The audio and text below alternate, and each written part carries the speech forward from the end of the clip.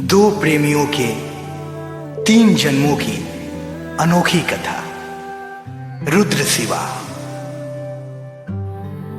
यह कहानी है इंसान के अपने प्रारब्ध फल के कारण बार बार जन्म लेने की और हर जन्म में खुद को खोजते खोजते अंततः परमात्मा में विलीन हो जाने की। यह कहानी उस सत्य को प्रदर्शित करती है कि कैसे कोई इंसान अपने कुकृत्यों को ईश्वरीय कृपा से परिष्कृत कर जन्म जन्मांतर के बंधनों से मुक्त होकर मोक्ष को प्राप्त करता है।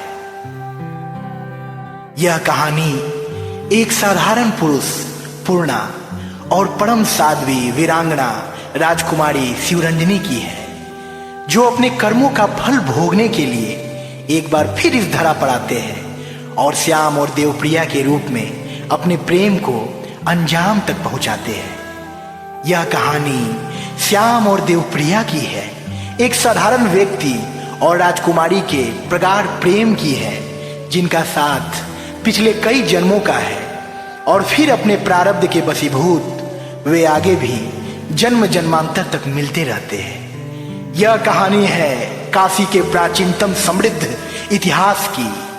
काशी के मणिकर्णिका घाट पर घंटों चुपचाप गुमसुम बैठकर जीवन के वास्तविक सत्य को जानने की लालसा मन में पाले अपने दुर्गुणों से लड़ते हुए एक आधुनिक व्यक्ति रुद्र की, जो अपने प्रारब्ध के वशीभूत एक दिन शांभवी की कार से टकरा जाता है। यह कहानी है मणिपुर लोक में निवास करने वाली परम साध्वी साक्षी शिवा की, जो हर जन्म में अपने अलग अलग स्वरूपों से अपने प्रिय का आध्यात्मिक मार्गदर्शन करती है।